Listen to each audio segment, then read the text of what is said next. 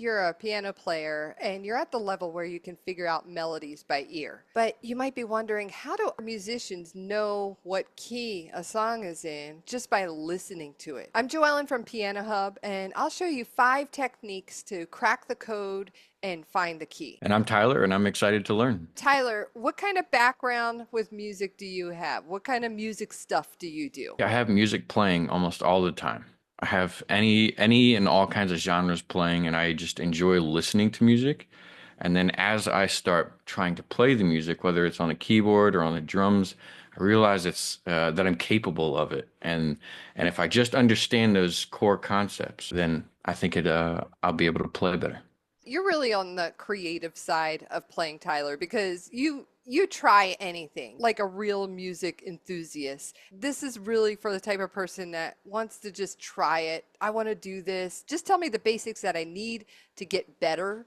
So that's why I was glad to talk to you today about it. Yeah, this is exciting. We'll get right into it.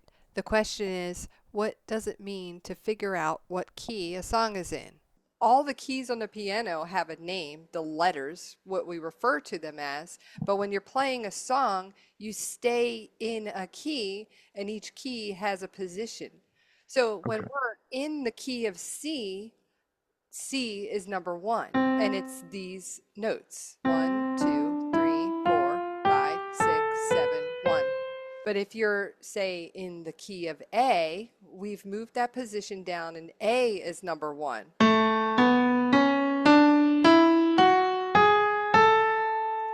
So it's like the same sound, only lower. Here's our first way to figure out what key a song is in: making it all about the bass. When you listen to music, we want to zero in on the lowest note, the lowest melody you can hear being played.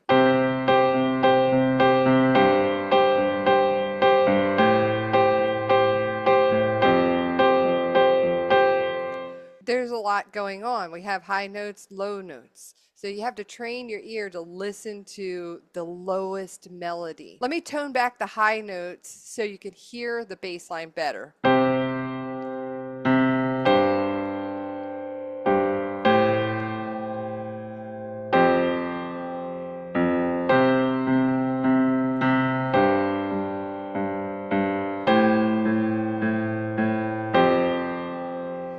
I noticed you were keeping the beat with your left foot too. I think that would help me too to know what the timing maybe. Yeah, yeah. So movement. Moving helps you keep the beat, and it actually helps you play melodies better because it feels like the song. Now, this bass line is something that's very common. It's the 1, 5, 6, 4 bass line. Can you tell me why I say it's 1, 5, 6, 4? I'm not sure. Figuring out a key is just knowing the letters and assigning them the right number in the major scale. You're already at a level where you're filtering out the notes that you don't need to hear and zeroing in on the notes you do need to hear. But what you really want to do is cut through that and listen to the bass line.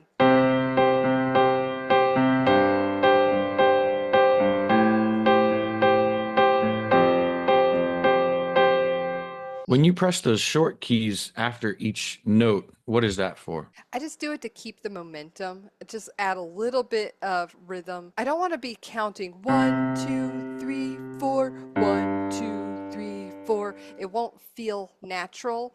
I want the counting to be with my right hand, like 1, 2, 4, bum, bum.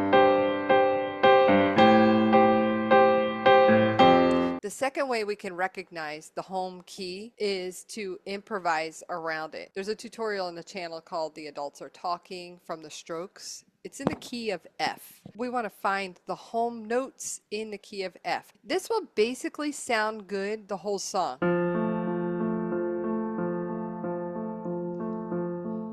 You can even pop down to the 7 to kind of lead you in there.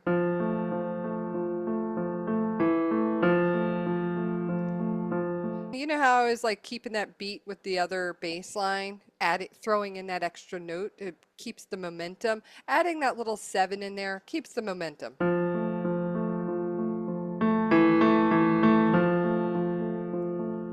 What you want to do is experiment with different note relationships as you listen to the song. The one that will sound good with the song the entire length of it is probably the key you're in.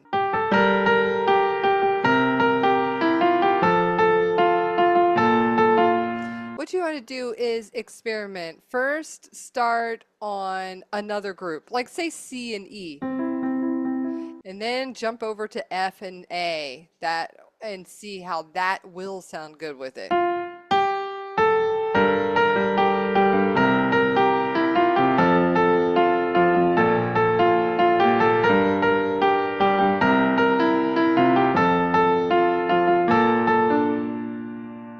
Do you like math?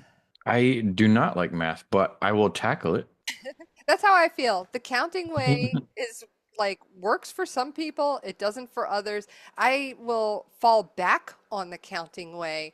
I So, think math is tough because I don't understand it yet, but that's why I'm excited about a lesson like this is because when it's introduced to me, it makes sense. well, and plus it's not even real math. It's just counting. I can do that. But to me, it feels like math. What you need to know here is a few common melody phrases and the distances between the notes of them. We did this a little bit with the bass line, common bass lines, but now we want common melody phrases. I'm going to give you the most common Three Blind Mice.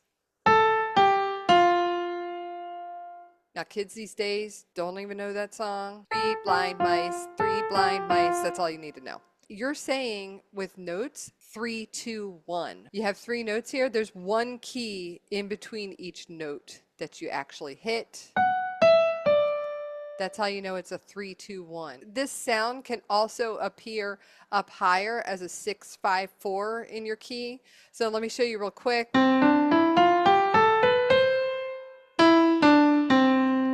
If you hear Three Blind Mice, it could be 3, 2, 1, or it could be 6, 5, 4. Three Blind Mice, but then we might hear it in a different order, like 2, 1, 3, or 2, 3, 1. You just get used to the sound combos of 1, 2, and 3 together. And I'm going to give you an example, see if we can figure out what key this is in. I'm going to use Sunroof.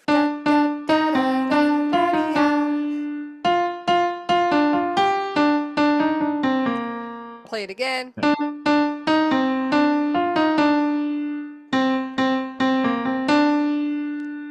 Now I want to zero in on this last part. So that is 2, 1, 2, 3. Here's another one. Friday I'm in Love by The Cure. My tutorial puts this in the key of E flat. The original was recorded in D.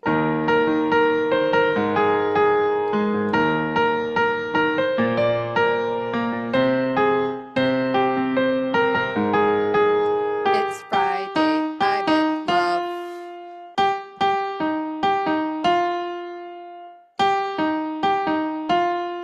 All right, here's one by NSYNC, Better Place. Da, da, da, da, da, da, da. All that is 1, 2, and 3. Gives a very grounded sense. So can you tell what key we're in? G? Yep, G is 1. As It Was by Harry Styles.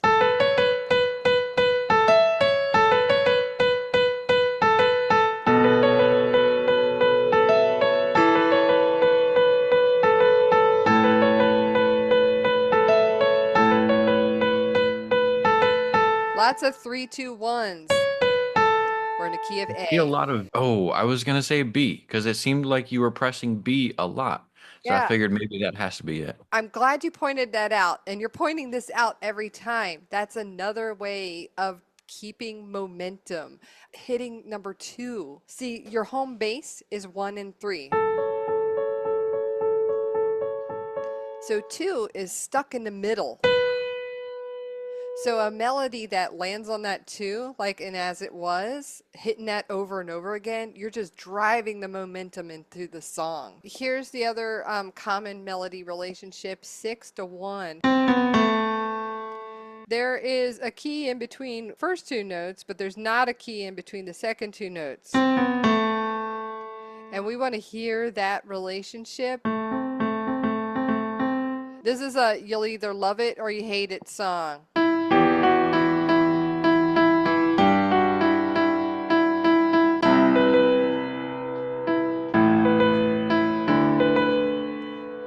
Centuries by Fall Out Admittedly, I like it. I Boy. like it. Okay, I good. have to admit it. I like it. It rocks. 6-1. We're in the key of G. Here's another song. It's also a love it or hate it song. Older generations like this one. And here's where it is. I can't wait to play like that.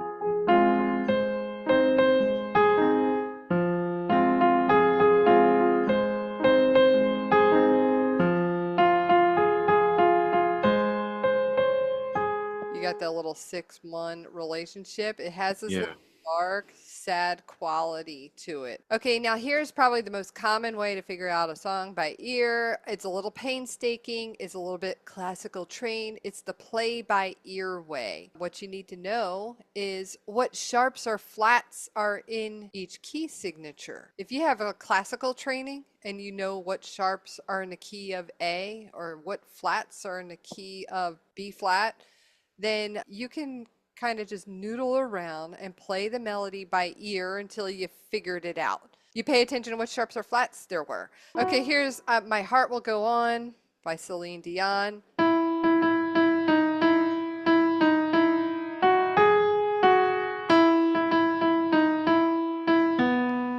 So now if you know how to play by ear, you would have noodled around until you could figure that out. And then when you've played that phrase, you find out that there are three sharps in here: D, F sharp, and G. If you have a D sharp in there, you know you're in the key of E from your knowledge, your previous knowledge of the scales. Okay. You could skip all of that. You could skip all of this knowing what a scale is in and just figure a tune out by ear. If you know the melody, you know the melody. If you've memorized that, you've memorized the bass line. Technically, you don't need to know what key it's in, but having that little bit of theory knowledge is helpful to being more creative with your music. Okay. So I can take any one of those five ways and then take a song I enjoy, like John Legend's Ordinary People, and then use those techniques to find what key that's in. Yeah, and that was only four ways. We have one more way of doing this, which is my favorite. But before we get into that, imagine being able to apply these techniques live instantly while you're playing along with others. That's exactly what Piano Hub Live is. Each week we dive into improvisation, ear training, and real-time techniques like the ones we're covering here. This helps you learn how to trust your ear and make quick decisions on the piano. So if you're ready to take this to the next level, join us in pianohub.live, where we break down how to play by ear and more, all in a fun, supportive, and no pressure environment. Here's my favorite way because, I don't know, I'm nostalgic. There are certain specific sounds that are unmistakable. One of them is the nostalgic, I call it the nostalgic warm up.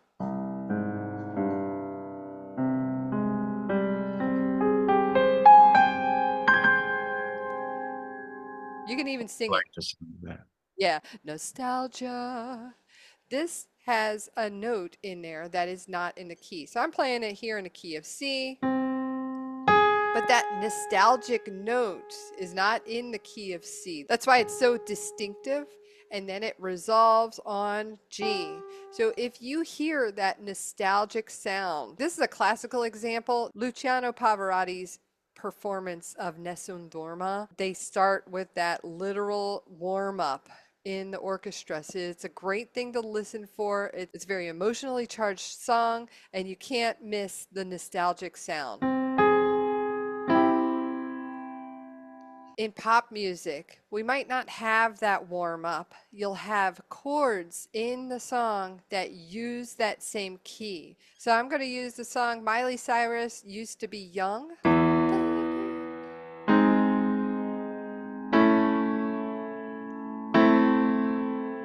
This in the key of E, the nostalgic note is the letter C because, you know, C sharp, you should be hitting a C sharp. So we have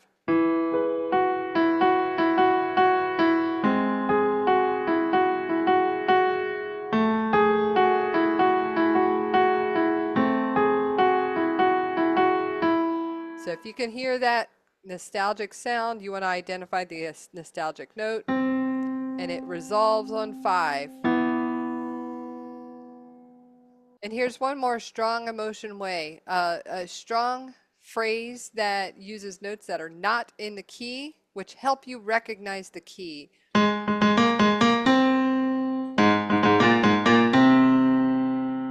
I call it the epic rise. It's kind of like Mario made it to the castle. Instead of a plain old normal 6, 7, 1, we make it epic by lowering the 6 and the 7. Just those two notes being lowered make it sound epic. It's something you can recognize, and it takes you back to 1. I'm in the key of C here. So if I want to learn more about the topics we're talking about, where do I go? How can I find that? Go to pianohub.live. There's a link in the description. We have live classes, video tutorials, printable worksheets that you can put all together and teach yourself or learn with friends. Awesome. Well, thank you so much. I didn't record it. No, I'm just kidding. Oh, Joellen.